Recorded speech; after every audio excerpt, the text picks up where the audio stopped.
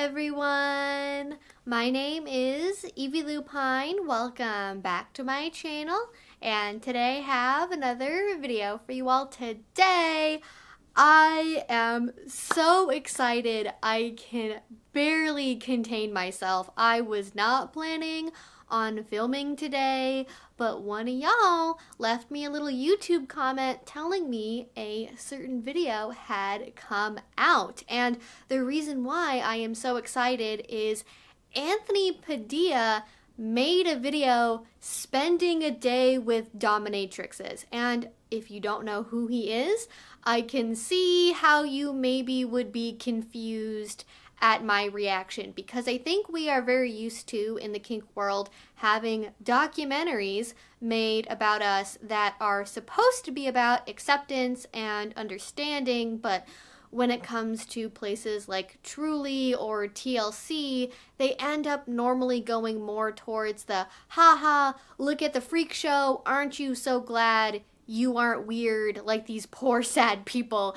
And it's not the best representation one could hope for. But if you don't know who Anthony is, he is a really old school YouTuber. He has been around as long as anyone else has that's still here, honestly. And over the last, I think, couple years or so, he has been doing a series where he spends a day with blank group of people. It could be anything. He has talked to North Korean defectors, cult survivors, asexuals, like anywhere on the spectrum, he is willing to talk to them. And he is always, everyone that I have seen, very understanding, empathetic, and lets people tell their own story as opposed to trying to make a narrative out of something that goes to a particular point, if that makes sense. And he has actually done videos on things like asexuality, yes, but also with people that are into ABDL. That was one of the earlier ones, I think, and that one blew my mind with how good it is. And so I am very much looking forward to filming my reaction to this. I have not seen this at all before. Oftentimes with my reaction videos, I have seen them prior so I can make notes and just get everything all in order, and I have not done that at all here. So this is going to be my 100% pure, unfiltered reaction, and I really hope that, kind of like the one we did with Aki Dearest recently, this one will be a nice, positive video. Now, firstly, I do have to comment on the thumbnail, which is Anthony with rope in his mouth and then saying mercy in an air quote bubble, and then the dominatrix holding what looks like a cane and like a TENS unit control remote. And so we may actually get a demo in this, which I am nervous for, but we're gonna see how it goes. So I'm just gonna play the video, we're gonna watch it together, and just be here for the journey. My name's Anthony Padilla, and today I'll be spending a day with dominatrixes to learn the truth about this underground world of women, predominantly, who play a dominant role in sadomasochistic encounters. By the end of this video, we'll find out what the most bizarre request is that they've ever received, and we will also see a demonstration where I get dominated by a dominatrix. Do dominatrixes feel a sense of joy in fulfilling their clients' most kinky fantasies, or has turning this into a career sucked all the pleasure out of what brought them a sense of self-empowerment in the first place?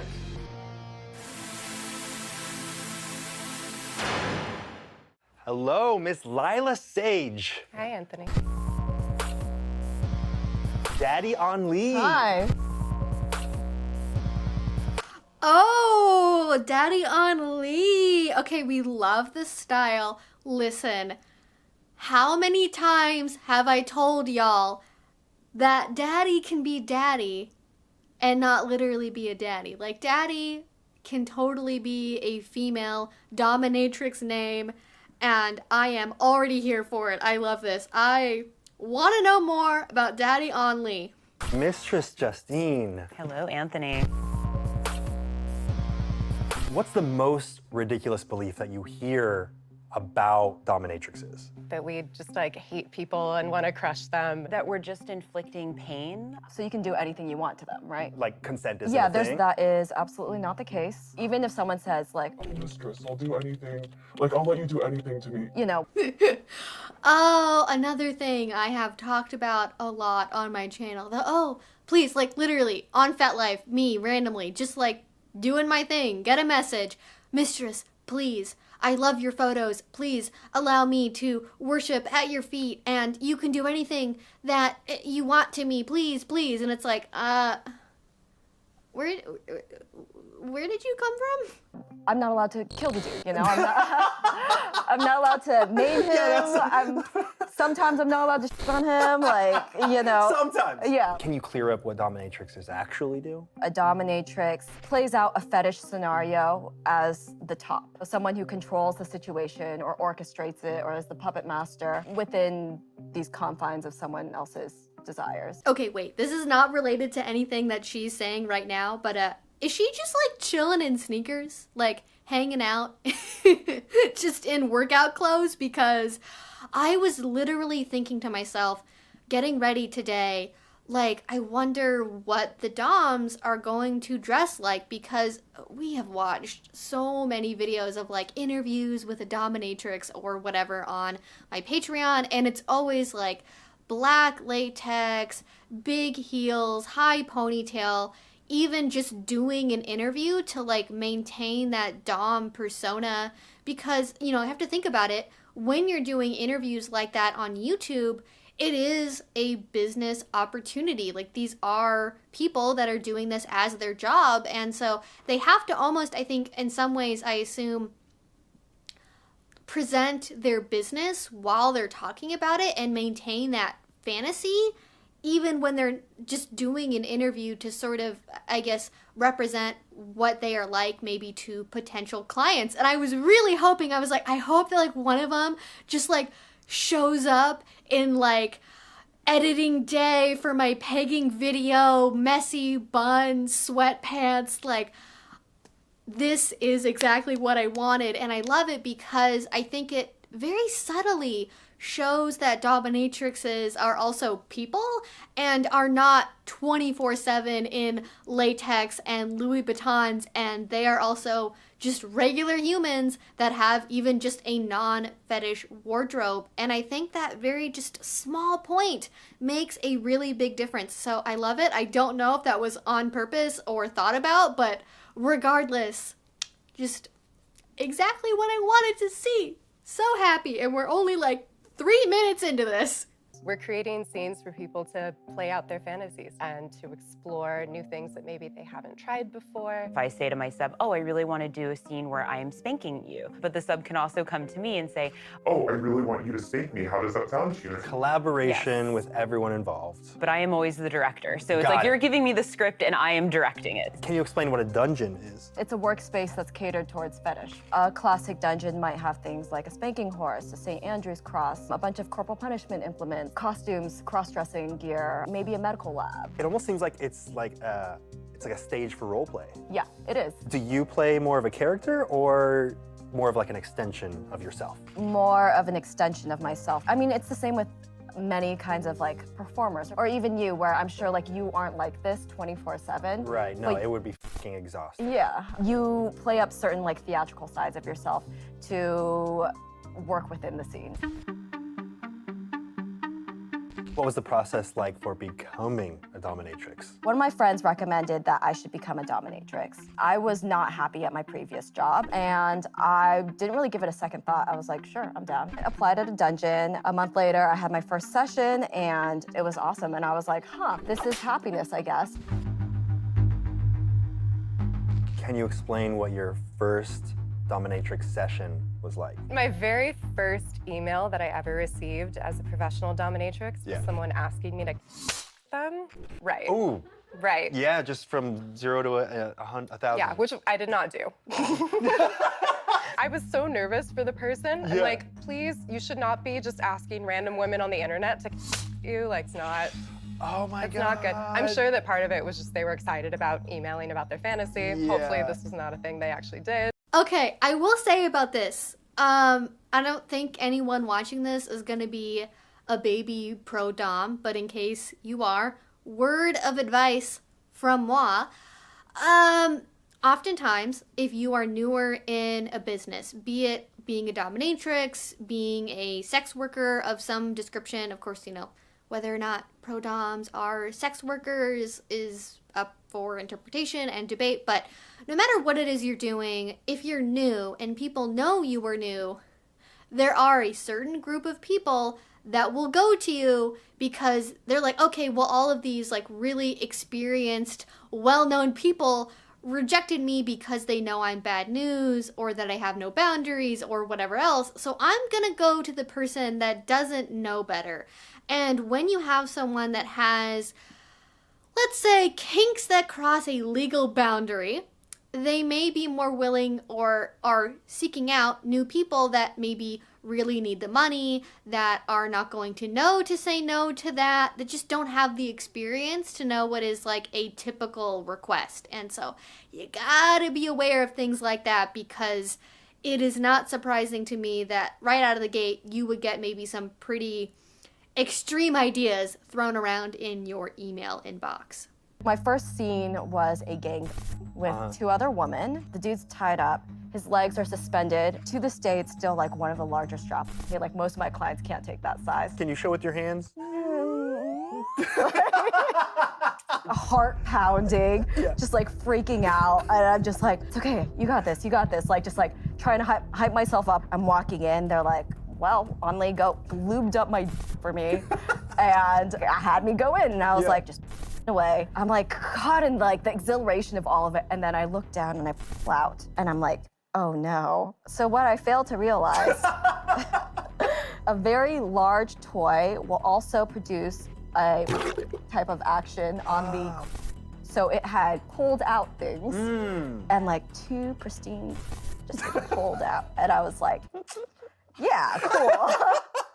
After your first session, what was next for you? How many shifts do I have to do? What do I need to do? I'm gonna do it. And they were all like, really? You wanna stay? Like you're covered in, I was like, more next. Let's go. I wanted to do more. I felt fulfilled. I was happy that they were feeling really seen and understood and excited. And then it's like, what else can we play with? So I get the impression, and maybe they will talk more about this, it sounds like most of them were just right into professional dominatrixing and didn't have any other prior experience doing BDSM. Like one of them had talked about, oh, I did this because someone told me I would be good at it, basically. And I think that's a totally valid career choice. I think some pro doms are not kinky privately and just do it because it is a job. Not all of us do jobs that are like internally, personally super rewarding and are like our life's calling. I get that. But it would be nice maybe to get the perspective of someone that is also like a lifestyle kinky person and does it professionally, because I do think it is different to be someone that starts as a lifestyle person and then does it as a job later versus someone that just has their full introduction be through professional work, because that is a different environment and a different skill set. And I'd like to hear kind of how those two things compare like personally for one person, but let's keep going. Have you ever been put in an uncomfortable position? I think people will try to like push boundaries. There's an assumption that like if you've watched porn, like, oh, this might include something sexual. With professional dominatrixes, that's generally not a thing. It's more about the fantasy, about the role play. So someone will, request, oh, can I see you in a bikini? Like, no, I'm in a dress. I look good in the dress. We're staying in the dress. We kind of have to set those boundaries early on. Like, this is not sexual. This can be erotic. It can be sexy. It can be playful, but we're not going to go there. What do typical sessions with your clients look like? There's the back and forth and kind of the emailing and the anticipation, and like building it up. Why are you coming to me? What are you looking to experience? And then once you're in person, then I'm asking more of the boundaries of like, where don't you want me to touch? Are there words you don't want to be called? Kind of filling in all of the unknowns. And like, okay, maybe I'll get inspired and look over and be like, ooh, there's a lava lamp there. I want to use that lava lamp. Let's see how we can use the lava. I think this is a really great example of almost like good vetting policy. Like, if you are looking for a pro dom, what sort of questions are you going to be asked? What should you be looking for in an email? And I think it's really great that she's talking about like the importance of boundaries and communication up front, because they did talk about earlier sort of that misconception that when you're a pro dom, someone just shows up and is totally at your mercy and anything and everything can happen, and that's totally not true. So I love the sort of sort of indirect consent conversation, and that is certainly something that also happens even in a professional environment. I also do a lot of ball busting, Which is? kicking someone in the balls or punching someone in the balls or slapping them around. Yeah. You do, they want you, they pay you. They do. It's pretty great, actually. It's pretty swell. What do you think is the most intriguing or unique session that you've ever had? My client who has a roasting fetish. The roasting, like verbal roasting? No. He wants a role play where I am pretending to cook him. Oh, literally Yes, like cook. Like Yes. a rotisserie? Yes, rotisserie. He brought things like a turkey baster and like a, meat tenderizer and things like that, and like salt and pepper and olive oil. And he whispered to me and he goes, I want you to put this inside of me. It's like, it's a cucumber. and I whispered back, I'm like, it's a zucchini. This is very important. Don't ever put vegetables inside your body. Do not do that. No zucchinis, no cucumbers, no eggplants. You might think a little flair. No. Don't do it. You didn't know if you were gonna learn something here today, but you can take that for the rest of your life for free. I love it. I will say, I believe she is talking about in the anus. Yeah, it doesn't have a flared base. Don't put it in the butt. That's a good rule to live by. Pretty sure with a condom, you could use those things in a vagina, but I'm assuming most of her clients don't have vaginas. I will say, actually, the roasting fetish, not that uncommon. I don't know where this idea comes from, but I know it was very prevalent, or at least part of things like, for example, the Gwendolyn fantasy does involve a lot of like people getting tied up and like put on a spit to be roasted. And I believe it is La Domaine SMR actually has, at least they used to, an annual event of a roasting. And so like, hey, it is a fantasy. More than one person has it. We were talking about like that I was gonna eat him and I was like roasting him, and he really liked the idea that I was preparing him with like a recipe that was handed down to me through generations, like through my grandmother. Oh, at, the like, family heirloom. Yeah, talking about how we were at Sentimental. like a dinner party and like all my dom friends were there and we were all gonna eat him, and this is the apple, I'm gonna stuff you, I'm gonna put like an apple in your front of your mouth. You gotta be gagged if you're getting roasted. So, and I just put like olive oil all over him and, and just beat him up, and salt, and so he's like, this was great, How bizarre is that? Is that like somewhat in the realm of commonality and what you do, or is that completely outside? Wanting to be roasted is a very unique fetish, but I don't think it's that unique to want to have a role play or want to do something that's really outside of the box. Yeah. It just depends on who you are and how much outside of the box that is for you.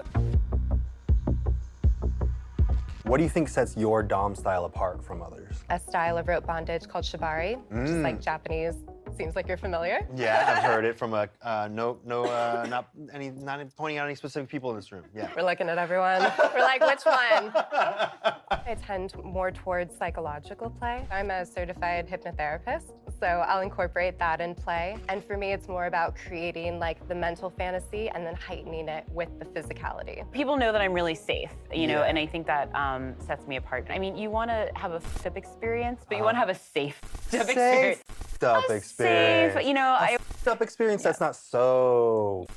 Well, I like to say that I like fine and f***ed up things. I want to go to, the Michelin star restaurant, but I also want to attach electrodes to your. For me, I have a lot of technically oriented skills that I pride myself on. I work really hard on them. I'm great at bondage. I have like an extensive collection of toys. I like CBT and ball busting. I love caning. I do some things that other people wouldn't do, like pulling off toenails. Wait, Literally. Yeah, I have this guy who's into POW style tortures. Just slipping that in there. Like, by the way, this is the thing that happens. You know, it's good to have a range of things you can provide, and sometimes that means, oh, okay, you want no more fingernails? You want your fingerprints to be burned off? Cool, we can do that. Waterboarding is a service that we provide. Yes, it's not always just caning and latex. It does go sometimes to pretty dark places. Yeah, I mean, he is not the common one. That's like a different level. That's like worse than the ball kicking Yes, for me. I would say so. Yeah. It's worse for most people. So I tend to fall on the heavier side of sadists. Also, like, I on people, not everyone does that. Which understandably so. And also it requires like a certain regularity in order to. So you gotta be healthy. Exactly, so not everyone has as much of a regular schedule. That's good. Demonstration time. You down to walk me through a demonstration of a first session? Yes. Yeah. Yeah, that sounds like fun. Oh, we're doing the demonstration. Okay. We're gonna breathe. It's gonna be fine. All right, let's go. I will play a very vanilla guy who has never been dominated before in his life, but his interest is a little piqued. And you will play dominatrix. Okay. You down? Yes. Let's do it. I consent. Do you want to take your shirt off? If it's a shirt off Do moment. you want him to take his shirt off is the question. The So, tribe you know. has spoken. This is just barely hitting you. This just feels great. It sounds bad, but it feels good. Okay, I think this is great. Like, very much her role as like the nice, safe intro pro dom, doing some flogging.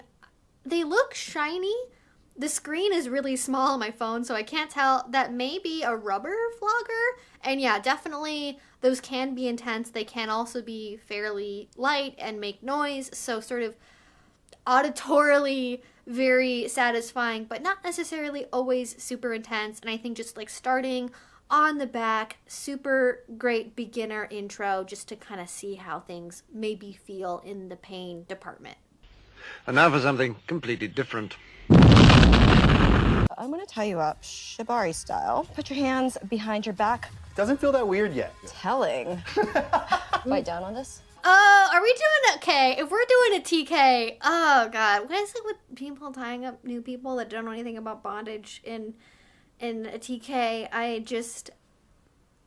She says she's very experienced, and I believe her, but I feel like that requires additional levels of consent, because I'm assuming Anthony, as somebody that runs a YouTube channel, maybe likes being able to use all of his fingers and hands for typing emails and editing or whatever else it is that he does. So, little on that one. I don't know what that noise is, but it happened.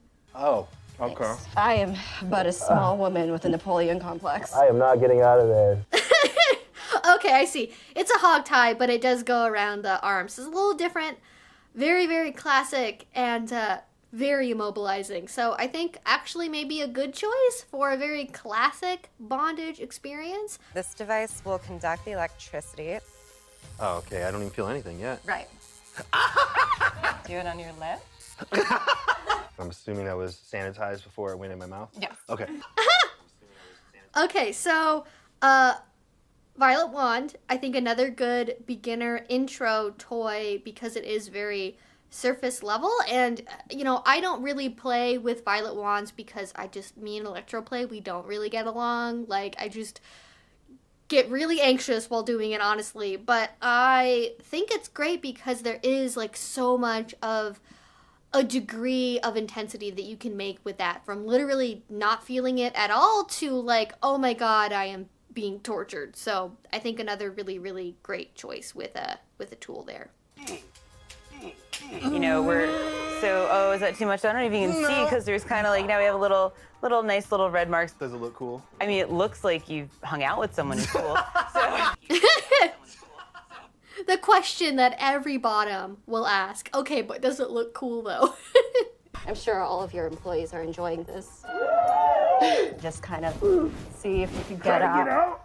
Yeah. That's cute. Oh, are these the things that you put on muscles to relax them? Yes, they are. Ah! I was right.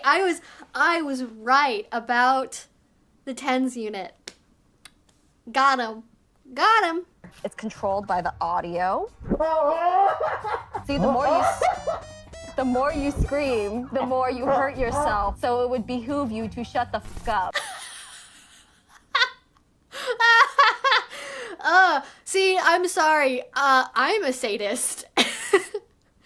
I forgot that you can hook up or at least get units that will react to volume. And, you know, you can hook it up to music and it can be very nice and romantic.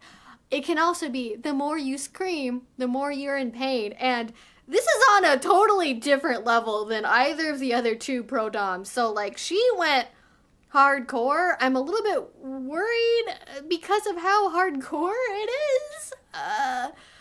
Do not recommend as a total beginner experience. And I hope he wasn't doing all of these on the same day because, oh, did they tell him about Subdrop? Like, Anthony, you're not watching this, and this was a long time ago. If you are, get some cookies and milk, take a nap, take a day off. Like, you're gonna need it, okay?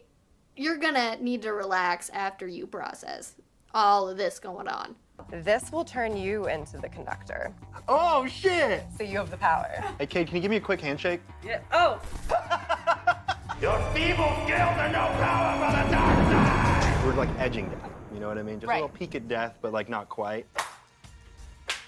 Ooh, a little bit of a ball clincher. You want me to hit you in your ball? Not today, that's for the sequel. If this the video crew, gets he over deserves 500,000 likes, it will happen! 10 out of 10 would recommend. Aw, thank you. Leave your review up on my website. Anthony Padilla says 10 out of 10. Yes. I can definitely see the appeal in being able to give up control. Almost feels euphoric in a way to feel like I'm giving that up for this moment. Well, it feels good to give up the control and know that someone else is taking care of you and you trust that other person and that you're going to be okay and you're handing over your body, your mind, your spirit to have an experience with someone. Okay, I think that is it for the demo portion. And I think Anthony gets it. Like, he seems to understand why it's enjoyable. And I think it's really nice to hear that, even from somebody who's kind of outside of it, that it's like, okay, yeah, I understand why people would want to do this. So, great job. Why do you think dominatrixes and BDSM in general is seen as such a taboo topic? I think a lot of it is just, at least in the US, it's like puritanical ideals about sex, like going to school and going to sex ed, and nobody really explains like how sex works. Nobody tells you, like, you know, it's pretty much just like abstinence or nothing. But at the same time, like, you're surrounded by sex. It's everywhere. It's on TV, it's in music videos, it's like all over. There's a lot of conflicting ideas about it based on like the saturation versus like how the world tells you to do it. If we're relying on just pure pop culture to educate us about sex, then we are all very poorly informed. Sharivari wants to know if there's any commonalities between your clients. Is there any, you know, type of job or anything like that that seems like it's more common than not? I tend to get a lot of C-level executives, like kind of the traditional image. People that are in high-powered positions that are wanting to relinquish that control because they have it all day. I didn't even think about the fact that those people, every single moment of their lives is probably centered around having everything figured out. They're the go-to person through the day, you know, like, what color are we gonna make this? How are we gonna do that? And they have to be like constant decision fatigue. It's nice to come in and say, like, okay, I'm not gonna make any choices, you're gonna make the choices, and it's gonna be great. It can be like a reset or like a meditation. Like, okay, I'm gonna go meditate with my dominatrix for an hour, and then you come out feeling reborn. It basically is meditation. You put your phone down, you're present, the past, the future, none of that matters. It's all about now and what you're feeling in the moment. Resetting your nervous system, just getting back to basics. Are you seeing a lot of CEOs of Fortune 500 companies? You know, I've seen a couple. They shall not be named for legal purposes, but they will be felt. They probably helped sell / manufacture some of the things in this room right now. Why do you think men are typically the ones paying to be dominated by women in this industry? Money-wise, men tend to have more disposable income. I think that it's also, if a woman was interested in being dominated, you can probably go on Tinder and like find people who are going to fulfill that for you. Right. It's less socially acceptable for a woman to be dominant and in control in that way. Yeah. So people are going to go and seek professionals who know how to do it safely and consensually. Do you think a large part of that is because of that societal expectation that men feel to always be the dominant, powerful one? So they might come to a dominatrix and say, today I want to be submissive? I think that's definitely the stereotype, right? And I think a lot of doms will say the same thing, that a lot of our clients are like that. They're people who just are not dominant in their work life, in their social life. They never wanted to be.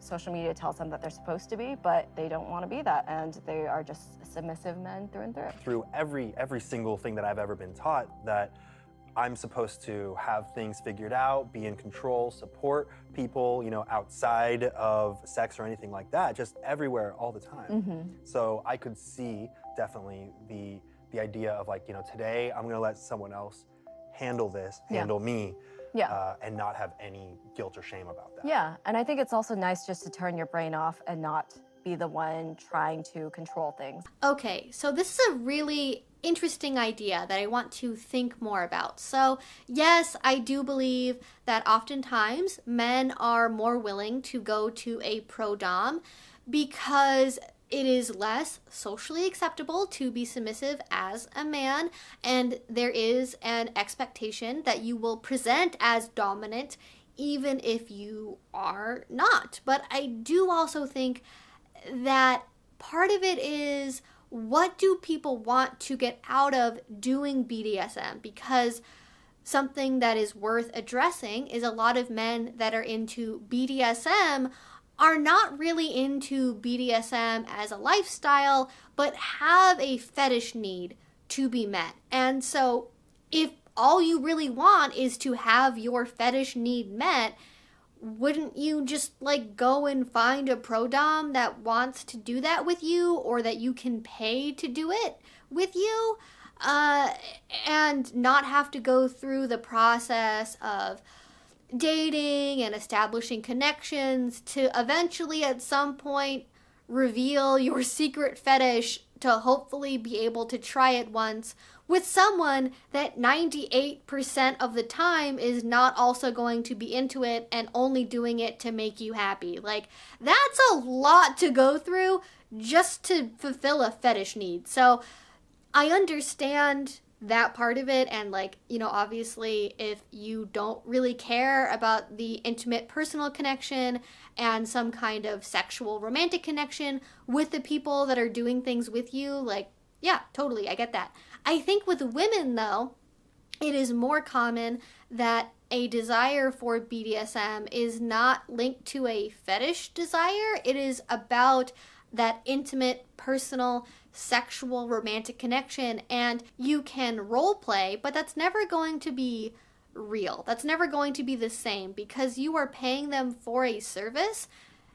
And if a pro-dom is pretending to actually like really be your boyfriend or girlfriend and leading you to think that's what's happening, that is actually a big red flag, because it should not get that level of enmeshed, ideally. So I think for some people, they really want that intimate connection, and because that can only ever really be a facade with a pro-dom, then like, yeah, if you want that, you're gonna spend the time instead to find people that you can have that as like a lifestyle with, not just doing a scene and paying them and having it be more transactional. So I think, again, it's really also about the differences between what different people want from doing kink. So anyways, ramble about that over. Let's go ahead and get back into the video.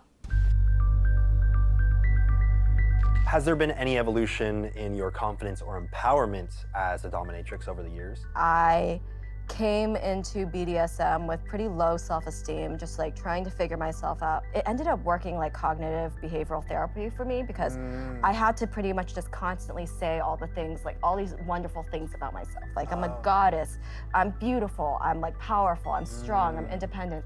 And saying these things enough, and also role-playing all these situations where I had to be that. I ended up being rewarded for it, because people would believe it. You'd see the look in their eyes. And they're like, yes, you are a goddess. So that ended up doing wonders for my self-esteem to the point where like I'm very confident now. Are there any valuable ways that you think consensual sadomasochistic encounters can impact life outside of the dungeon? I think that it can help people to have a stronger sense of their own voice, to be able to communicate the things that they're interested in, the things that they're not interested in, and to stand firm as they're going through interactions with people. Do you find that you have like repeating clients that are getting more and more confident with each session? More confident, more bold, more excited to try new things. My goal as a facilitator is to help people feel comfortable doing it in private, and then if that's something they wish to move out into their more public personas in life, then they can do that as well.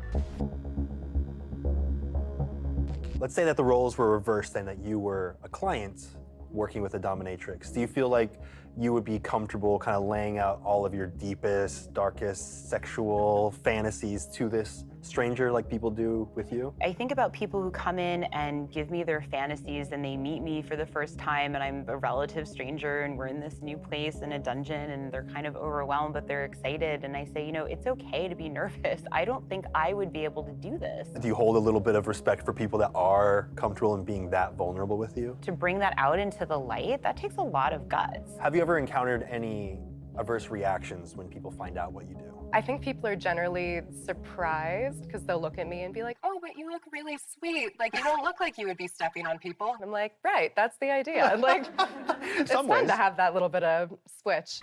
That's true. That's true. I think it's almost more effective sometimes when you're like, oh, but you look so sweet and innocent, but then you're also evil. Like, that's also like its own flavor of being a pro-dom. So yeah, don't underestimate people.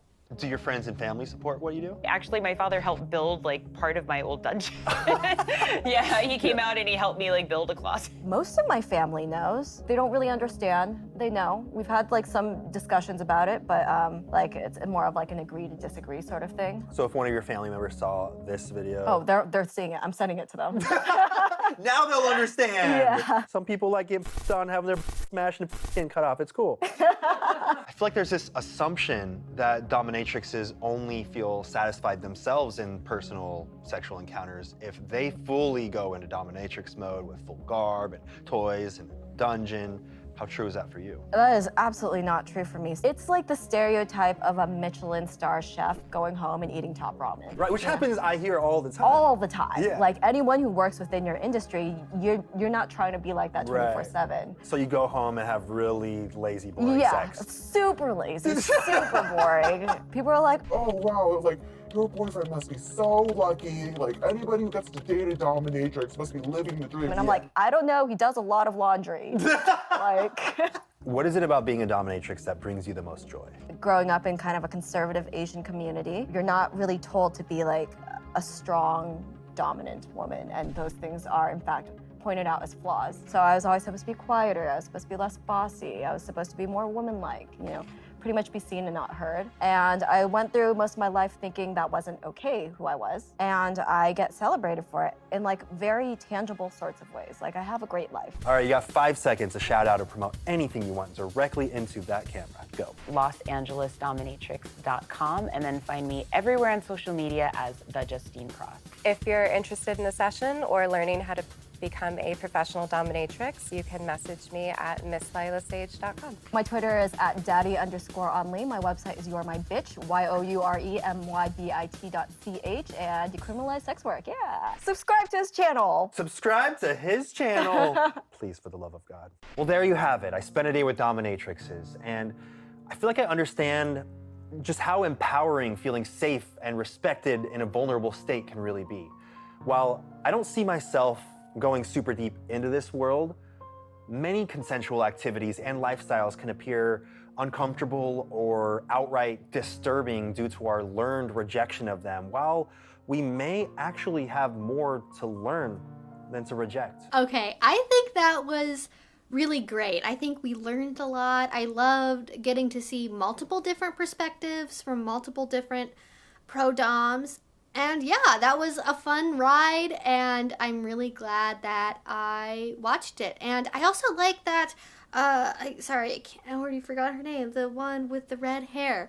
I believe that she said, like, hey, if you want to know more about being a pro dom, message me. So, hey, you guys all have that resource now as well. And there's not really a whole lot more that I want to add here, other than I am very happy again to see some kind of actual good representation for people that are pro doms. And Anthony, if you want video ideas, please, I got two. One, polyamorous people. Two, lifestyle kinksters, because pro doms, I think, get the most public recognition, and I think that can leave the idea that everyone that does kink only does it in a professional setting, and that all women that are doms are pro doms, all women that do BDSM are pro doms, and that is not the fault of people that are pro doms. That is the fault of people that seemingly are willingly confused about the differences between these things. But I would love to, have a little bit of a compare and contrast between the people that do it as a lifestyle, as an actual relationship, and not as a job, and for the people for whom it is a job. Something else I think I would have liked to have seen would have been more conversations around, like, consent and how to find a pro dom, safe words, limits. And I know this isn't an educational video. Like, it's not a how to do BDSM. It's I talk to people that do this as their job and listening to what their experience is. It's not a tutorial on all of everything related to it. But I think they could have maybe built that into the demo part more. Like, maybe when he was getting flogged, hey, give me something from 1 to 10, or trying red, yellow, green, or picking out a safe word, or talking about, like, just that whole process of how a scene actually goes, and putting that sort of together in the demo portion and outlining all of that, I think could have been really helpful. Also for me, like, I want to know, do pro doms do aftercare? Is that standard? Do they not think about it? Do they snuggle their clients? Does it depend on what the aftercare need is? Like, they didn't really get into all of that part of the job, or like having an emotional connection with clients. I would have liked to explore that more, because if you have a really regular client that you see maybe every week, maybe several times a week, like, how do you maintain that professional distance? Do you become very close? Are you friends with any of your clients? Like, I would have been interested in exploring that idea a little bit more, but hey, you can't get everything you want in every interview, and I think overall they did do a fairly good job. Those are my thoughts. Those are my opinions. I would love to know what you all think down in the comment section below, and that is everything for today. If you have not already, please do subscribe, because I make videos twice a week about all sorts of kink and BDSM related topics. And finally, if you really enjoyed this, if you want to support what I do, the best way that you can do that is with Patreon. That is what makes videos like this possible. And also, over on my Patreon on Thursdays, we very oftentimes do react to YouTube videos, even the cringy ones. So if you want more content like this, that is also available over there on Patreon. If you do already support me over there, thank you so much. It means the absolute world to me. And until I see you all next time, I hope you have a great rest of your day and a great rest of your week. Bye-bye.